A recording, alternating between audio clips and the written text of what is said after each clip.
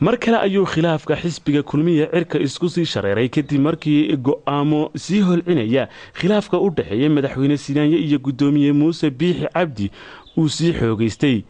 labada dhinac waxa ay bilaabeen ololo midba midka kale uu ku curyaaminayo gudoomiye Muuse Biixi Cabdi habeenkii xalay ahaa waxa uu soo saaray liis guddi fulineed ah oo uu si cad uga reebay madaxweyne Siinaanye iyo wasiirkiisa maaliyadda iyo xubno kale oo ay gacan saar leeyihiin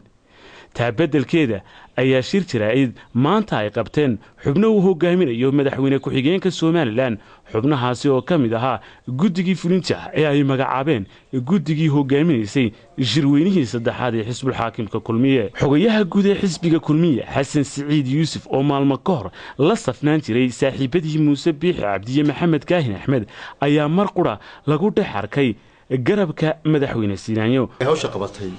runtii waxay ahayd inay dee wixii ka khaldan in xiriir intay la soo sameeyay xafiiska waliba aniga oo ah xogayaha guud xogtii xisbiga oo dhan anigu hayo inay bal weydiistaan oo yiraahdaan halka ay halka maxaa ka jira waxa la leeyahay weydiiseen haba yartay jirto noomana ay yimaaneen markaa ambassador bay joogeen markii dawladda xiriir military bay la galeen xilib wasaaradda gaashaandhigga waxaanu ku dhawaaqay 1 Juun in la qamo doono shirweynaha golaha dhexe ee xisbiga kulmiye diradeed waxaan ku dhawaaqayaa maanta in shirkii ka fadhigii koowaad ee golaha dhexe xisbiga kulmiye inuu yahay 1 bisha Juun waxaan ku wargelinayaa dhammaan xubnaha golaha dhexe inta caasimad joogtay inta gobolada joogtaba inay isugu yimaadaan 1 bisha Juun taasi oo ay ugu hanjabeen gudoomiye Muuse Biixi Cabdi iyo Maxamed Kaahin in talaabo laga qaadi doono haddii aanay sharciga ku dhaqmin xubno ka mid ah golaha wasiirada xukuumadda madaxweyne Siinaanye oo iyaguna halkaasi ka hadlay ayaa waxa ay ka hadleen sharciga kulmiye iyo awoodaha guddiga fulintu ay leeyihiin iyagoo oo ku eedeeyay hoggaanka kulmiye qalalaasaha xisbiga kulmiye ka dhex oogan mid waxa weeyaan in badan baa sida hadda la sheegay odayaasha gudoomiyaha iyo gudoomiye ku-xigeenku waxay sheegaan inay jirto dhibaato ama qas cid abuurayso cidaana waxay ku soo ururiyaan xubno xukuumadda ka tirsan sidii la tilmaamayna xubnaha xukuumadda ka tirsan waa dhab xukuumadda way ka tirsan oo la dafiri maayo laakiin haddana waa xubno ka tirsan guddiga fulinta ee xisbiga kana tirsan golaha dhexe ee xisbiga xubno yarna maahe waa xubnahan majority-ga ee maanta halka kan fadhiya qasna ma wadnee waxaanu ka turjumaynaa siyaasaddii xukuumadda oo ah tii xisbigan dhashay xisbiga siyaasaddiisuna weynay u adeegtaa ka xukuumadda wixii talo iyo toosin iyo wax ku kordhinana xukuumaddu dhiga furan bay u leedahay guddida fulinta waxay socodsiisaa walmaalmaadka xisbiga guddida fulinta waxay ka koobantahay 25 xubnood xagga dambe ka odhanaya xisbiga markuu talada qabtana waa la kordhin karaa 25 xubnood oo xogayaala kuma jiro qodob kaliya odhanaya isagana soo magacaabaya meel la kaga darin kow halka waxa ku baxay aan ku cadeynaynaa inay mala awaal iyo isdiidsiis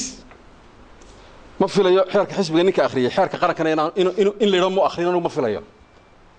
لكن سلستاب iska saaray baan filaya inta markii marayay mashaakil qudhahay jira waxa inaga maqan waxa waa gudoomiyihii iyo gudoomiye ku-xigeenkii sharcigan iyagu ma inay garanayn way yaqaanaan way la socdaan maxaa maqan waxa lagu socday waa damacii ugu weynaa ee madaxtinimo ee qarniga yaa socda waxaan uga yar gudbayaa nimanka odayaasha ah ee walaaladayada ah ee shirgudoonka xisbiga ah ee